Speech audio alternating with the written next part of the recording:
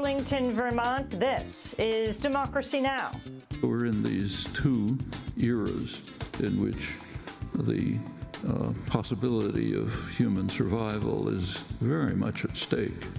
We spend the hour with the world-renowned linguist and dissident Noam Chomsky on the twin threats of climate change and nuclear war, as well as North Korea, Iran, and Syria. Plus, we ask Chomsky about the Trump administration's threats to prosecute WikiLeaks founder Julian Assange.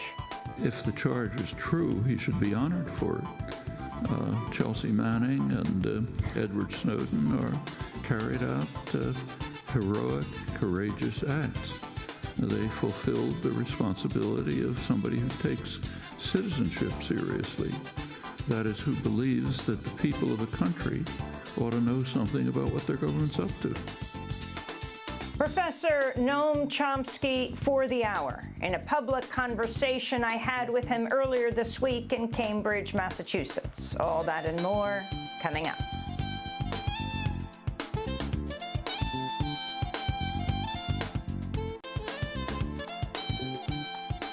Welcome to Democracy Now!, democracynow.org, the War and Peace Report. I'm Amy Goodman. President Trump slated to announce his tax plan today. The plan proposes to slash the corporate tax rate from 35% to a mere 15%. The plan would also grant the 15% tax rate to companies known as S corporations, which include both small family businesses and massive corporations such as hedge funds and real estate empires such as Trump's own companies. The Washington Post reports other big winners of Trump's proposed tax cuts would be construction and retail companies. The tax plan would sharply increase the national deficit. A Tax Foundation analysis found the proposed cuts to the corporate tax rate alone would reduce revenue by $2 trillion over 10 years. Democrats have vowed to refuse to work with President Trump on any tax plans until he agrees to release his own tax returns.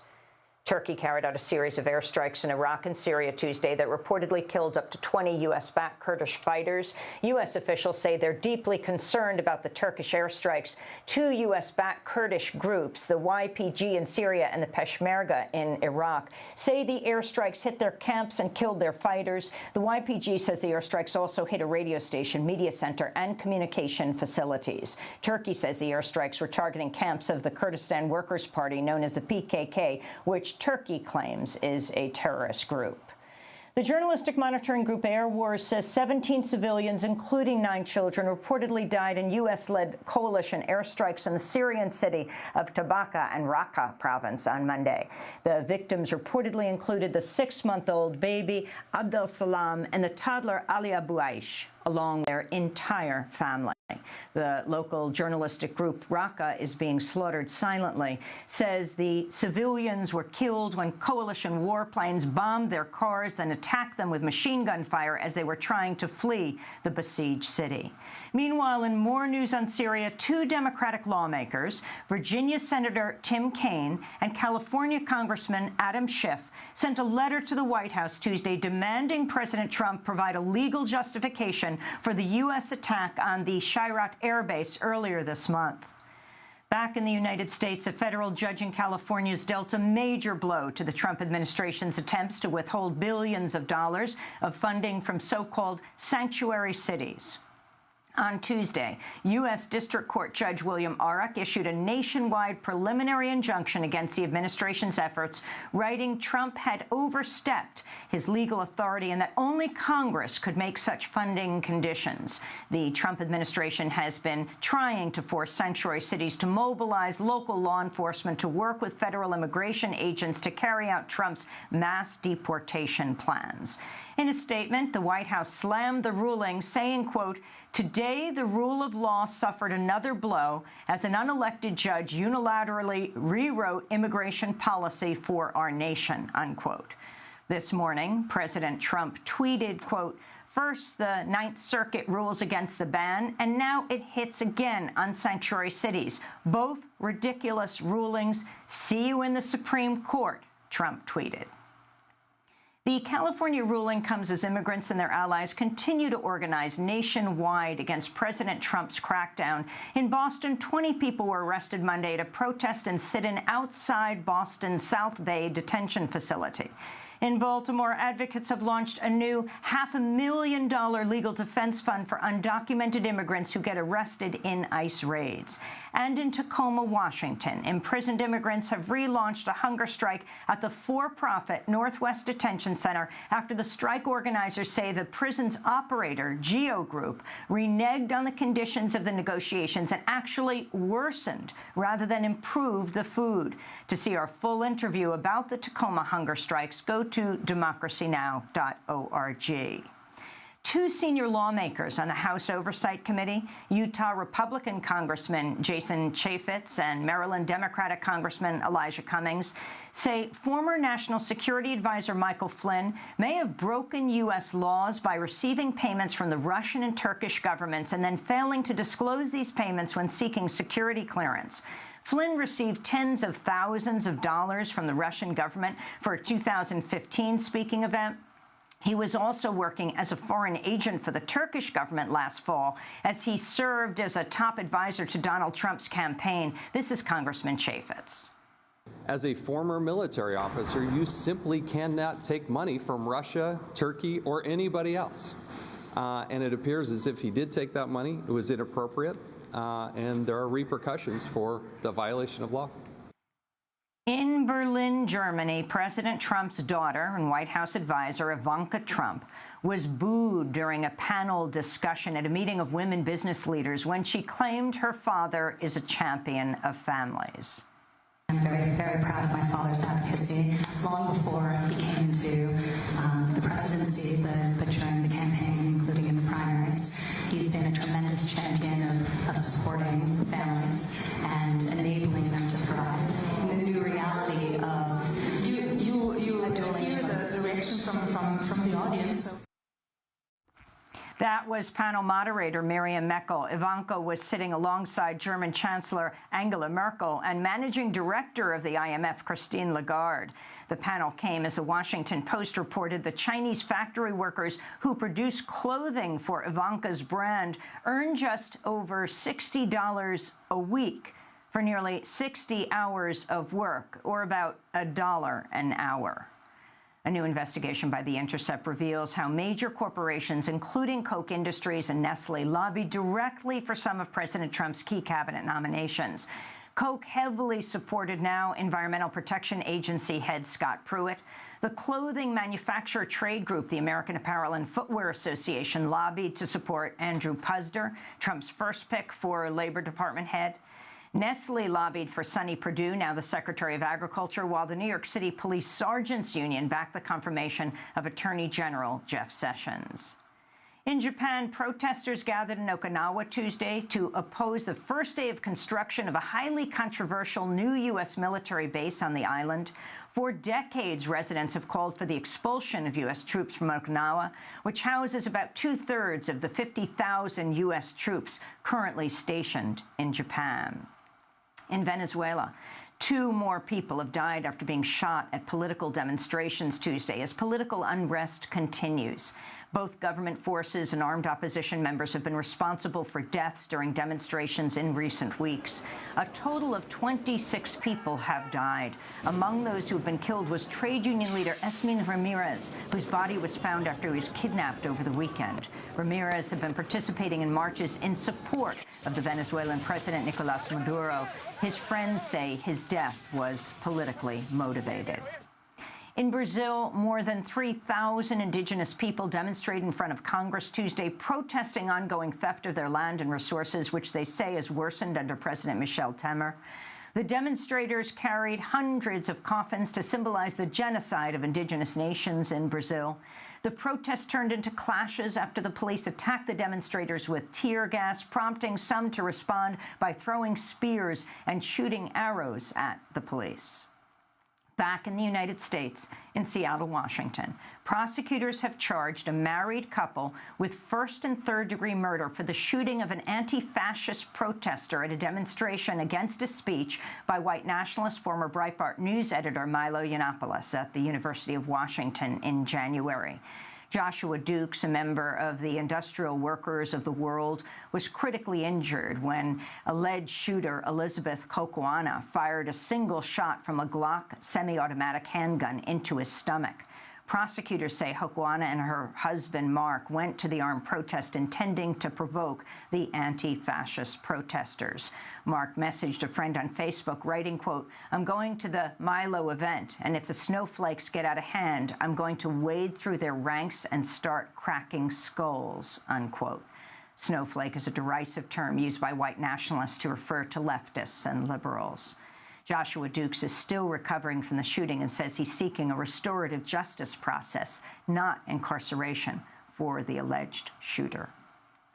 And in New York City, hundreds of people gathered to protest and disrupt Citibank's annual shareholder meeting to show their opposition to the controversial Dakota Access Pipeline and Keystone XL pipeline as well. The protest was led by indigenous women. Citibank has invested in both the Dakota Access and Keystone XL pipelines, which have faced resistance over concerns the pipelines could contaminate land and drinking water, violate the sovereignty of indigenous nations, and contribute to climate change. These are two indigenous women, fancy dancers, speaking after they danced down the aisles of the shareholder meeting and onto the stage. You went in there and they laughed. They told us to get jobs. But I thought as long as people are taking from Mother Earth, I will always have work to do. I will always need to be working as long as there's people like women there. And it didn't get to me at all. I just danced, and I hope that they felt what I felt, and I hope that it made them think again what they were saying and what they're paying for. Thank you so much for being here. Also, there were people in there who clapped for us. There were women in there who were clapping for us, so it wasn't all just bad. And those are some of the headlines. This is Democracy Now!, democracynow.org, the War and Peace Report. I'm Amy Goodman. As President Trump prepares to mark 100 days in office, we spend the hour with the world-renowned linguist and political dissident Noam Chomsky. I spoke to him on Monday night at the First Parish Church in Cambridge, Massachusetts. We talked about climate change, nuclear weapons, North Korea, Iran, the war in Syria, and the Trump administration's threat to prosecute WikiLeaks founder Julian Assange. I began by asking Noam Chomsky about his comments that the Republican Party is the most dangerous organization in the world. I wanted to ask you about this comment that you made, that the Republican Party, you said, is the most dangerous organization in world history. Can you explain? I also said that it's an extremely outrageous statement. But the question is whether it's true. I mean, has there ever been an organization in human history that is dedicated with such commitment to the destruction of organized human life on Earth? Not that I'm aware of. Is the Republican organization, I hesitate to call it a party, committed to that? Overwhelmingly. There isn't even any question about it. Take a look at the last primary campaign. Plenty of publicity.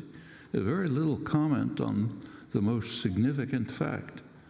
Every single candidate either denied that what is happening, namely serious move towards environmental catastrophe, or there were a couple of moderates, so-called, Jeb Bush, who said, maybe it's happening, we really don't know, but it doesn't matter because fracking is working fine, so we can get more fossil fuels. Then there was the guy who was called the adult in the room, John Kasich, the one person who said, yes, it's true, global warming's going on, but it doesn't matter. He's the governor of Ohio. In Ohio, we're going to go on using coal for energy, and we're not going to apologize for it.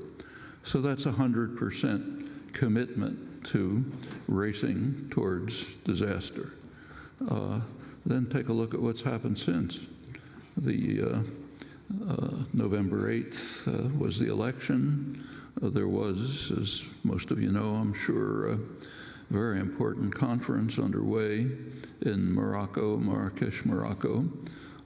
Almost roughly 200 countries at the United Nations-sponsored conference, which was the goal of which was to put some specific commitments into the verbal agreements that were reached at Paris in December 2015, the preceding International Conference on Global Warming.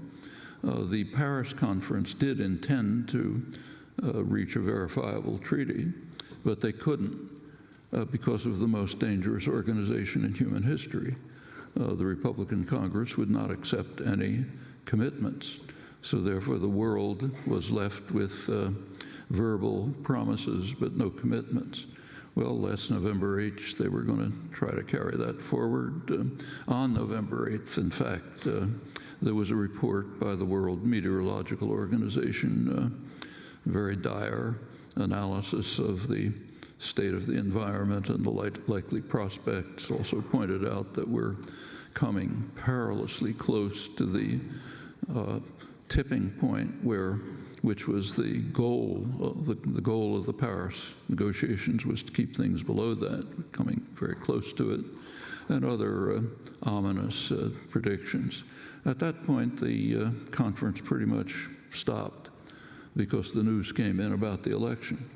And it turns out that the most powerful country in human history, the richest, most powerful, most influential, the leader of the free world, has just decided not only not to support the efforts, but actively to undermine them. So there's the whole world on one side, literally, at least trying to do something or other. Not enough, maybe, although some places are going pretty far, like Denmark, a couple of others. And on the other side, in splendid isolation, is the country led by the most dangerous organization in human history, which is saying, we're not part of this. In fact, we're going to try to undermine it.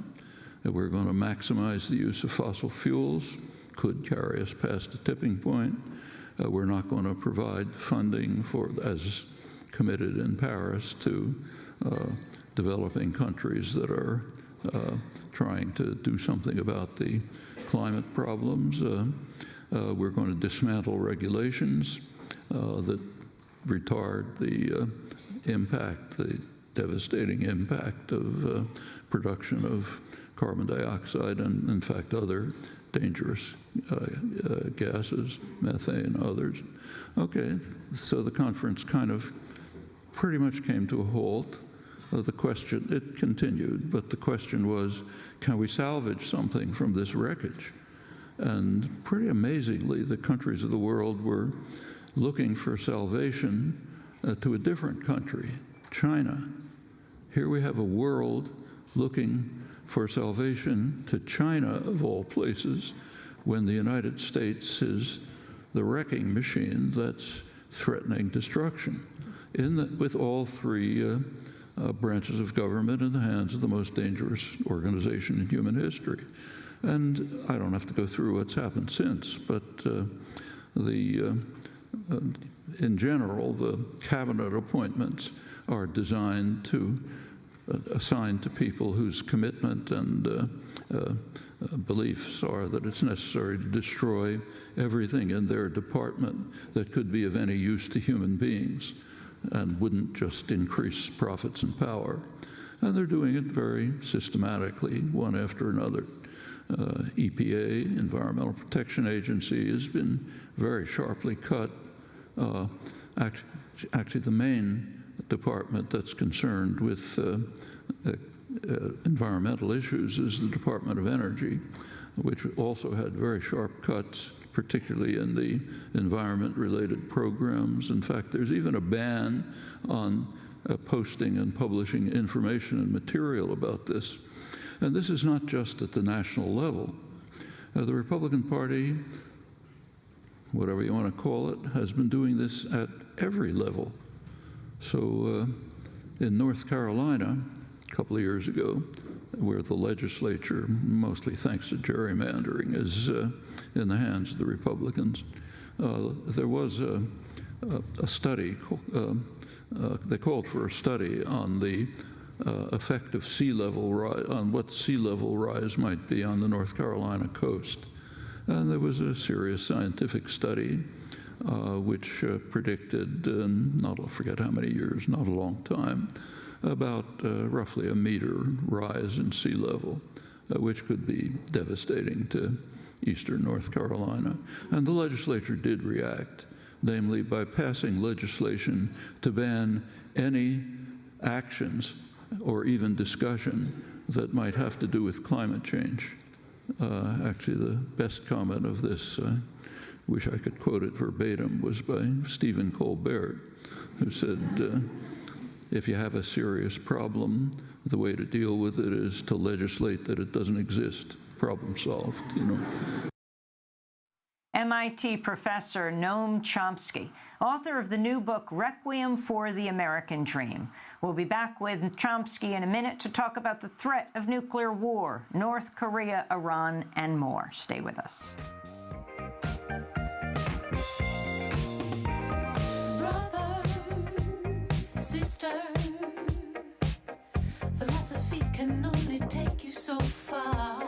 Mother, father, I bet you thought you were the central star. You gotta believe one day we'll see you and me. It will come to be. We are the people beyond the sun, living peaceful on the one.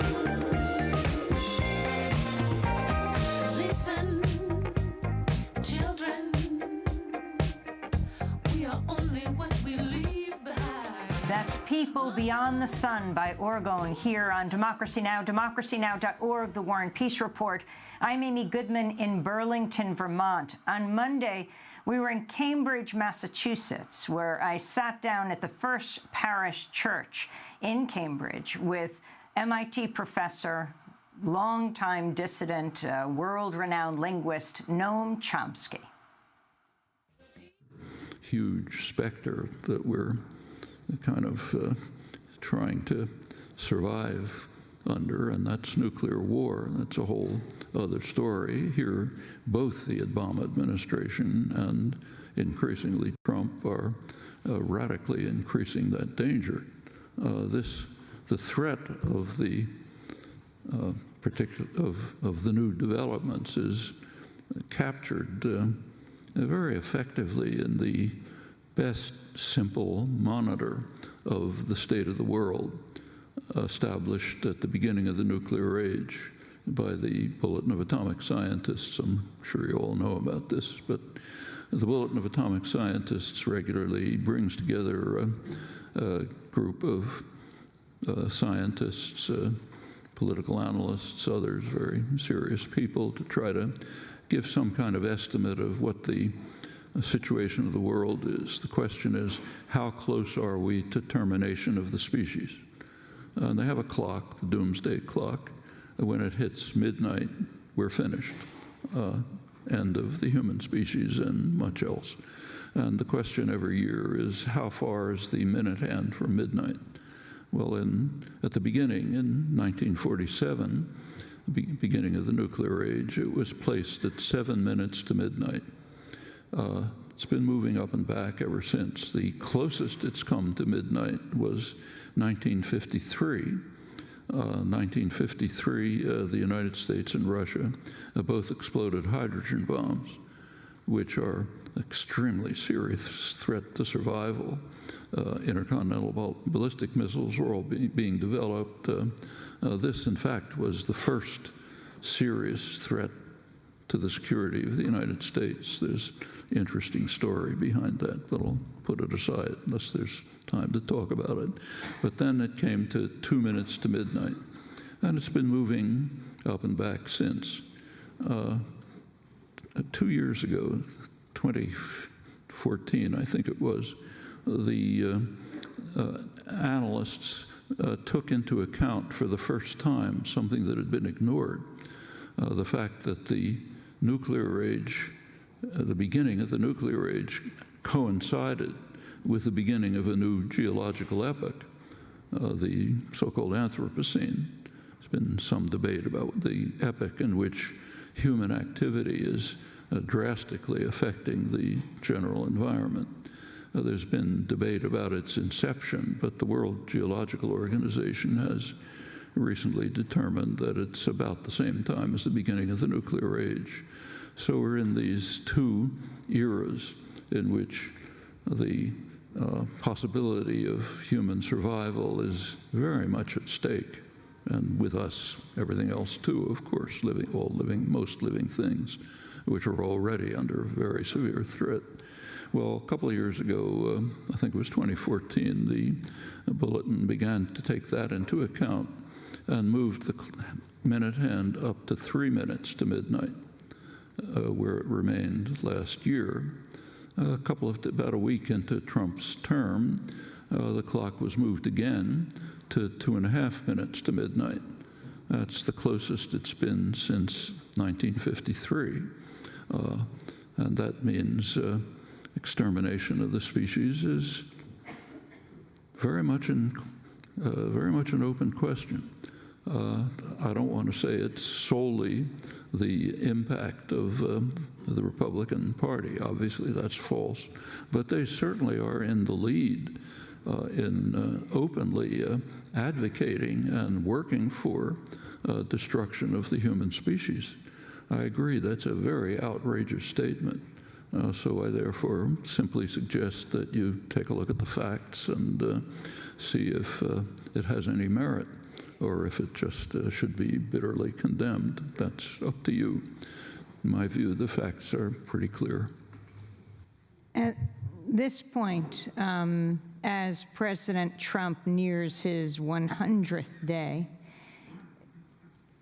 North Korea and Iran have been a major focus. Are you concerned that with the president at the lowest popularity rating, I think, in any president's history at this point, that he will focus abroad, as he has in the last few weeks, dropping the Moab, the mother of all bombs in Afghanistan, bombing the Syrian government, and yet focusing specifically on North Korea and Iran, and North Korea General McMaster, the National Security Advisor, saying tensions with North Korea are coming to a head. Do you think there is a possibility that the U.S. would attack North Korea? This administration is extremely unpredictable. Trump probably has no idea what he's going to do 5 minutes from now. So you can't really make predictions with much confidence, but I doubt it very much. The reason is very simple. An attack on North Korea would unleash, no matter what attack it is, even a nuclear attack, would unleash massive artillery bombardment of Seoul, which is the biggest city in South Korea right near the border, which would wipe it out, including plenty of American troops. I'm no technical expert, but as far as as I read and can see, there's no defense against that. Furthermore, North Korea could retaliate against American bases in the region, where there's plenty of American soldiers and so on, also in Japan. They'd be devastated. North Korea would be finished, so would much of the region. But if attacked, presumably they would respond, very likely. In fact, the responses might be automatic. McMaster, at least, and Mattis understand this. How much influence they have, we don't know. So I think an attack is unlikely. But the real question is there a way of dealing with the problem? There are a lot of proposals, sanctions, a new missile defense system, which is a major threat to China. It'll increase tensions there. Military threats of various kinds. Sending an aircraft carrier, the Vinson, to North Korea, except by accident. It happened to be going in the opposite direction, but we'll forget that. But those are the proposals, that kind of proposals as to how to solve it. Actually, there's one proposal that's ignored. I mean, you see a mention of it now and then. It's a pretty simple proposal. Remember, the goal is to get North Korea to freeze its weapons systems, weapons and missile systems. So one proposal is to accept their offer to do that. Sounds simple. They've made a proposal, China and North Korea proposed to freeze the North Korean missile and nuclear weapon systems, and the U.S. instantly rejected it. And you can't blame that on Trump. Obama did the same thing a couple of years ago. Same offer was presented, I think it was 2015. The Obama administration instantly rejected it. And the reason is that it calls for a quid pro quo. It says, in return, the United States should put an end to threatening military maneuvers on North Korea's borders, which happen to include, under Trump, sending of nuclear-capable B-52s flying right near the border. Now, maybe Americans don't remember very well, but North Koreans have a memory of not too long ago when North Korea was absolutely flattened, literally, by American bombing. There was literally no targets left. And I really urge people who haven't done it to read the official American military histories, the Air Quarterly Review, the military histories describing this. They describe it very vividly and accurately. They say there just weren't any targets left. So what could we do? Well, we decided to attack the dams, the huge dams. That's a major war crime. People were hanged for it at Nuremberg, but put that aside. And then comes an ecstatic, gleeful description of the bombing of the dams and the huge flow of water, which was wiping out valleys and destroying the rice crop on which Asians depend for survival. Lots of racist comment, but all with exultation and glee. You really have to read it to appreciate it. The North Koreans don't have to bother reading it. They lived it. So when nuclear-capable B-52s are flying on their border, along with other threatening military maneuvers, they're kind of upset about it. Strange people. And they continue to develop what they see as a potential deterrent that might protect the regime from, and the country, in fact, from destruction. This has nothing at all to do with what you think about the government. So maybe it's the worst government in human history, okay. But these are still the facts that exist. So why is the United States unwilling to accept an agreement which would end the immediate threats of destruction against North Korea, and in return freeze the weapons and missile systems? Well, I leave that to you, and remember that's bipartisan in this case.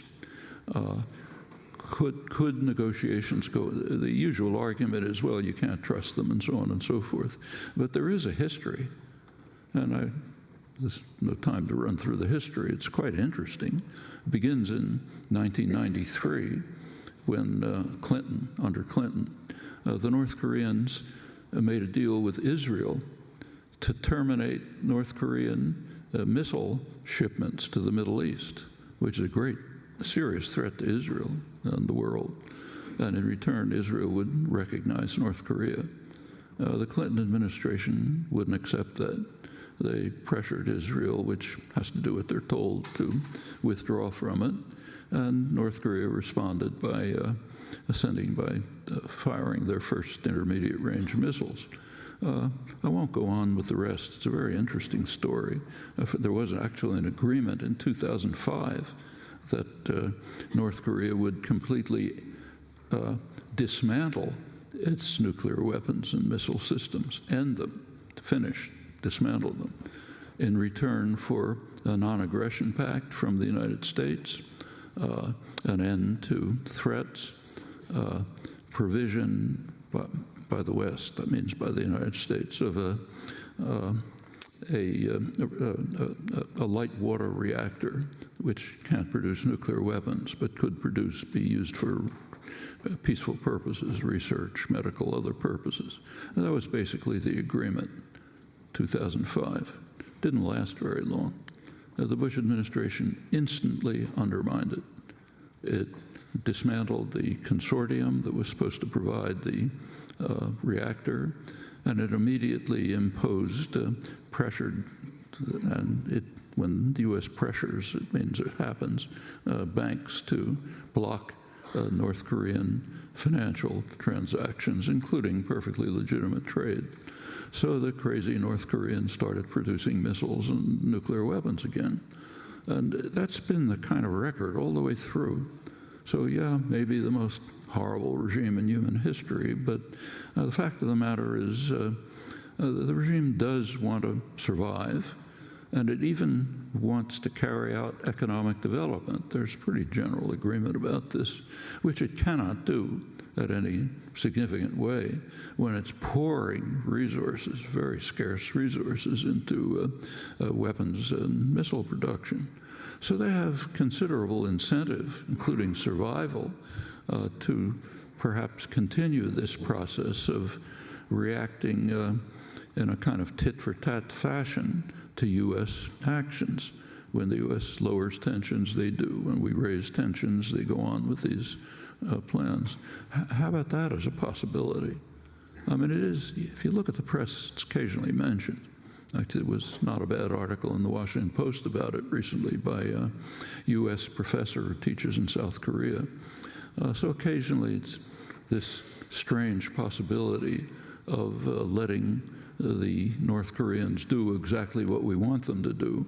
Sometimes this is mentioned, but it's pretty much dismissed. We can't do that sort of thing. There are similar questions to raise about Iran. So Iran is, again, the adults in the room, like Mattis and so on, say it's the greatest threat to peace, the greatest sponsor of terrorism, on and on. How is it a sponsor of terrorism? Well, could go through that. So, for example, in Yemen, it's claimed that they are providing some aid to rebel tribesmen, Houthi tribesmen, in Yemen. Okay, maybe they are. What is the United States doing in Yemen? It's providing a huge flood of arms to its Saudi Arabian ally who are destroying the country, who've created a huge humanitarian crisis. Huge numbers of people killed, massive starvation. They're threatening now to bomb a port, which is the only source of aid for surviving people. But Iran is the major source of terrorism. And if you look around the world, there's many questions like this. I don't want to go on too long, but very strikingly, and there's one lesson that you discover when you carefully look at the historical record. And what I just described about North Korea is pretty typical. Over and over again, there are possibilities of diplomacy and negotiation which might not succeed. You can't be sure if you don't try them, but which look pretty promising, which are abandoned, dismissed, literally without comment, in favor of increased force and violence. In fact, that's also the background for the 1953 moment when the clock moved to 2 minutes to midnight, and the U.S. faced the first serious threat to its security that, in fact, since probably the War of 1812, could have been avoided. There's pretty good evidence that it could have been avoided, but the possibility was literally not even considered. And case after case is like this. It's worth looking at the historical record from that perspective to ask whether that general comment has some validity. I think if you do, you'll find that it has considerable merit. We'll be back with Professor Noam Chomsky in a minute to talk about the war in Syria and the Trump administration's threats to prosecute WikiLeaks founder Julian Assange. Stay with us. Señor presidente, le vengo a avisar, no tengo papeles para trabajar. Señor presidente, pregunto por qué matan al moreno con piel de café.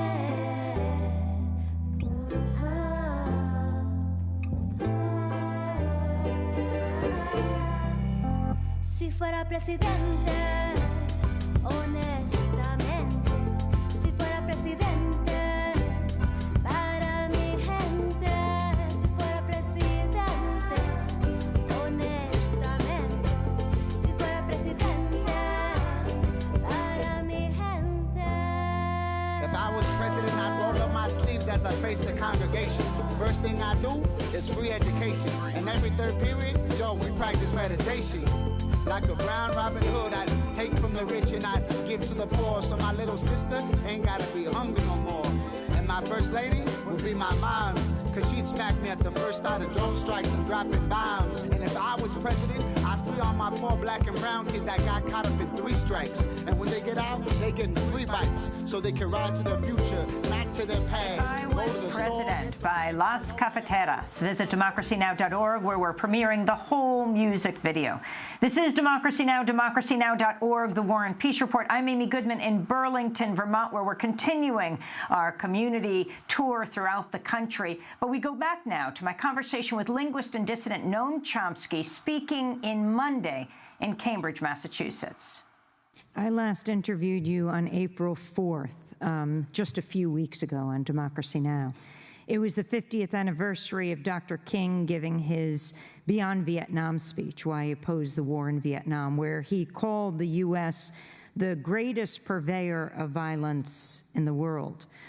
And I wanted to turn from North Korea and Iran to Syria. It was the day of the gas attack in Syria, so we didn't get to talk about it very much. And I'm wondering your thoughts on what you think happened and then the ensuing U.S. bombing that President Trump would later talk about, saying he was having chocolate cake with the Chinese president, very, very good chocolate cake, when they launched the Tomahawk missiles into Iraq, he said, and he was corrected by the interviewer, right, who said it was actually Syria. Bunch of ragheads, it's all about the same. But, well, there are some things we know for sure. There was a serious chemical weapons attack. Nobody doubts that. It's plausible that it was the Syrian government, which does raise some questions. It's not so obvious why the Assad regime would have carried out a chemical warfare attack at a moment when it's pretty much winning the war. And the worst danger it faces is that a counter force will enter to undermine its progress. So it does raise some questions. It also, even though maybe you can think up some reason why the Assad regime, which is a murderous, brutal regime, might have done it, there's even another question as to why the Russians would have allowed it. Remember, this is the air base is a joint Russian-Syrian base. Russia has plenty of clout in Syria. And for them, it's a total disaster. Now, they have global concerns, not just local concerns in Syria.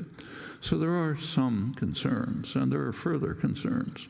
There has been, the White House did put out a careful analysis, a justification, an intelligence report to explain and account for showing why they had absolute confidence that it was a Syrian government attack. Now, this was analyzed closely by a very serious and credible analyst, Theodore Postel, professor at MIT, who has a long record of highly successful, credible analysis. He's a highly regarded strategic analyst and intelligence analyst. And he gave a pretty devastating critique of the White House report. You can pick it up online and take a look at it. So there certainly are some questions. That Syria is capable of a monstrous act like that, the Syrian government, that much is not in doubt. But one question that arises is, before doing something, could you find out what happened? Okay? I mean, let's have an inquiry, take a look and see what in fact actually happened. There are plenty of cases where it looked as though things happened, but they didn't. And remember that reporting from Syria is extremely difficult. If reporters go into the rebel-held areas and don't do what they're told, get your head cut off. Patrick Coburn and others have written about this. You just can't seriously report from those areas. There are obvious questions when you're reporting from the government side. So the reporters there are very good reporters doing a serious, courageous job, but there's not much you can do. So we just don't know a lot. Well, those are the circumstances in which the 59 Tomahawk missiles were launched. That's pretty easy.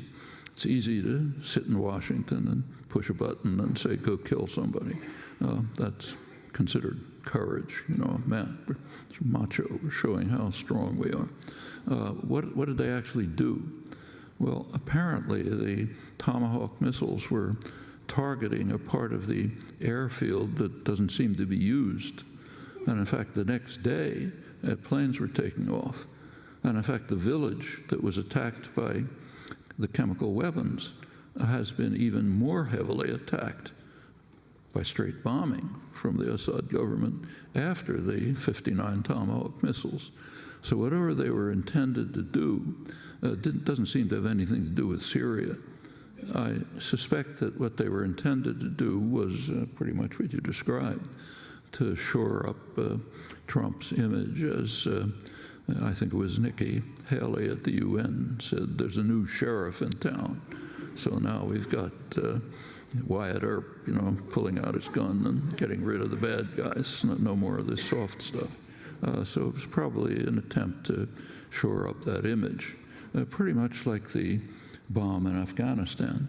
Nobody knows what it was for, what it had to do with. Probably destroyed a large part of Afghanistan.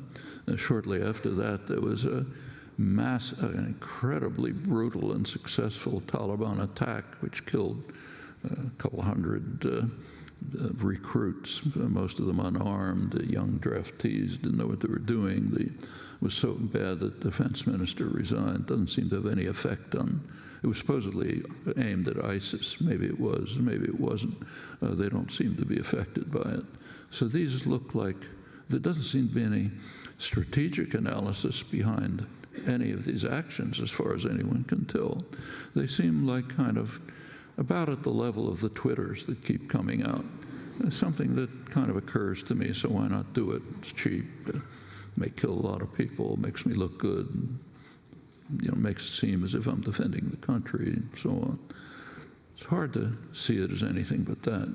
That these things help the people of Syria and Iraq is very hard to imagine. What do you think has to be done to solve the crisis, the humanitarian catastrophe in Syria? It's a terrible catastrophe. And, unfortunately, there isn't a lot that can be done about it. There are some things that can be done.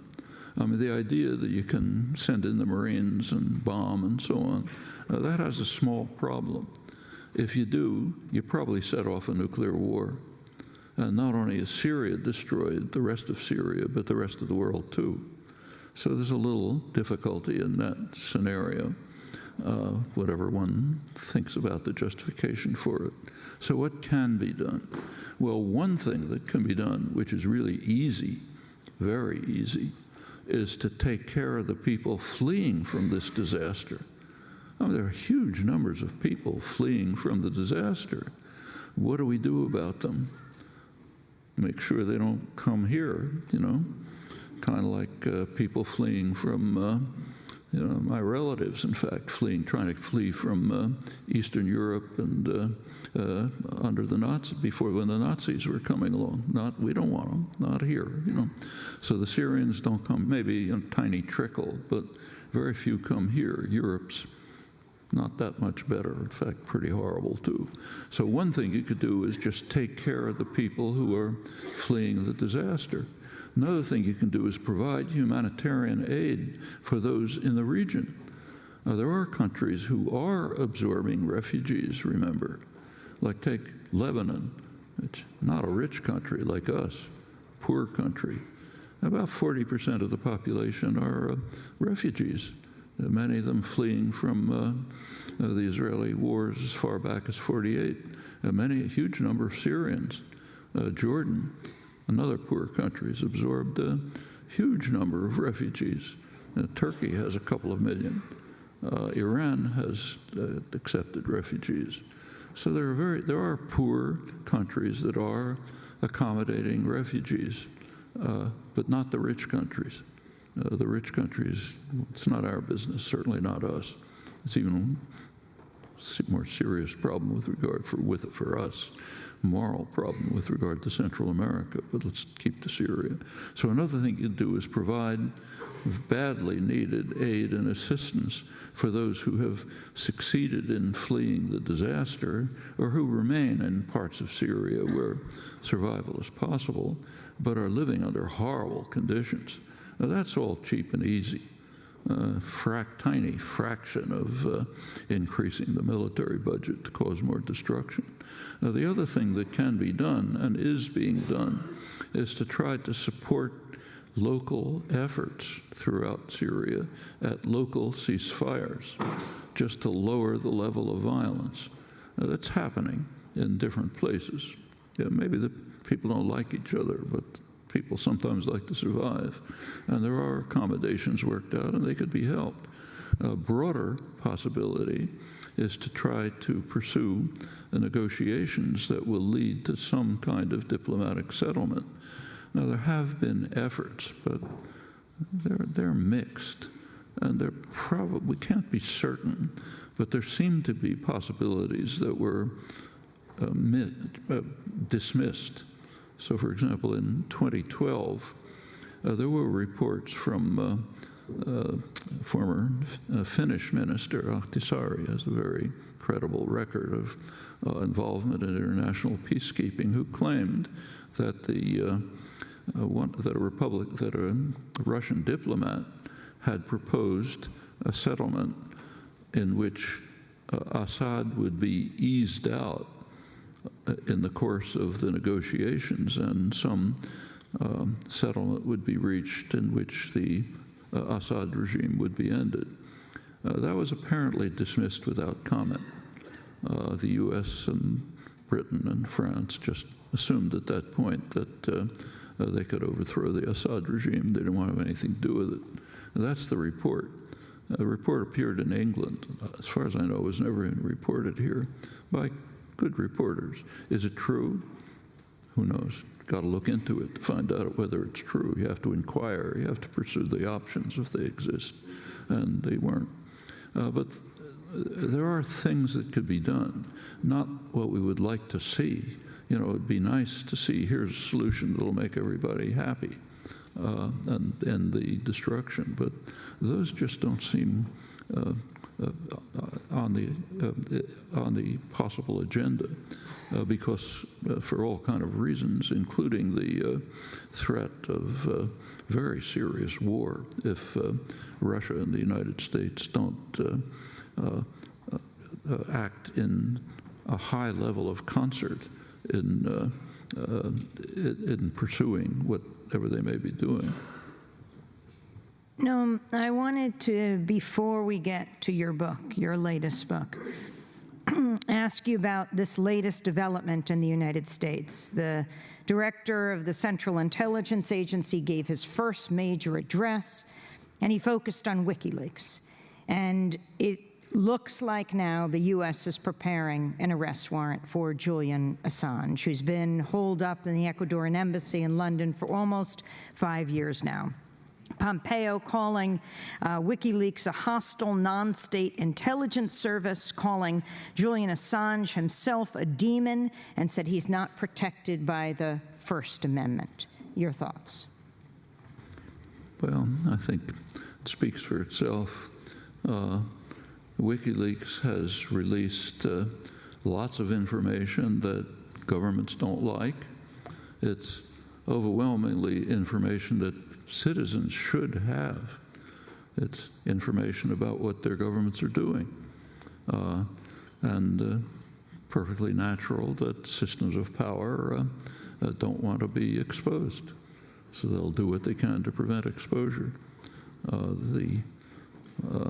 I think it's a disgraceful act. In fact, I think it's disgraceful even to keep Julian Assange holed up in the Ecuadorian embassy. I did visit him there once, but you can guess yourself. It's in many ways worse than imprisonment. At least if you're in prison, you can see other prisoners, and you can get out and look at the sunshine now and then. He's in a small apartment where you can't go out. You know, you can go to the balcony, but that's about it. A small basically a couple of rooms inside a small apartment. It's not a big embassy. The embassy is like a kind of an apartment in London, surrounded by police and so on. There's been no credible basis for any of this, and to go on to try to raise it to the level of criminal prosecutions, I think is, again, one of these efforts to look tough at home, and the kind of effort that a government would carry out that is dedicated to trying to protect itself from exposure of facts that citizens should have, but systems of power don't want them to have. I think that's the crucial issue. The suggestions are it has to do with his aiding and abetting perhaps Chelsea Manning and also Edward Snowden. Doing that with Edward Snowden, which he openly admits, while he's trapped in the Ecuadorian embassy. If the charge is true, he should be honored for it. Chelsea Manning and Edward Snowden are carried out heroic, courageous acts. They fulfilled the responsibility of somebody who takes citizenship seriously. That is, who believes that the people of a country ought to know something about what their government's up to. Okay? Like if their government is carrying out murderous, brutal attacks in Iraq, people should know about it. Takes us back to Martin Luther King's talk in 1967. If the government is, and corporations too, incidentally, are listening in to your telephone conversations and what you're doing, you know, tapping this discussion and so on, we should know about it. Governments have no right to do things like that, and people should know about it. And if they think it's okay, fine, let them decide, not do it in secret. And I think people wouldn't agree to it. That's why it's kept secret. Why else keep it secret, you know? And these are people who exposed it at great risk to themselves. So those are heroic, courageous acts. If WikiLeaks was abetting them, more power to them. That's what they should be doing. I mean, President Trump endorsed WikiLeaks, right? He said, "I love WikiLeaks" during the campaign. When it was releasing things that he liked. You know, any system of power will do that. You release information that I like, it's great, but I don't want to be exposed. That's MIT Professor Noam Chomsky speaking on Monday at the First Parish Church in Cambridge. To see our full conversation, go to democracynow.org. That does it for our show. I'll be speaking at Middlebury College in Vermont today at noon, then on to Vermont College of Fine Arts in Montpelier at 7. Tomorrow, Thursday at noon, I'll be at Bennington College. Tomorrow night at the Unitarian Church on Pearl Street in Burlington. Then on Saturday night, after Democracy Now's 5-hour broadcast of the People's Climate March in Washington, D.C., I'll be speaking at the Plymouth Congregational Church. Thanks.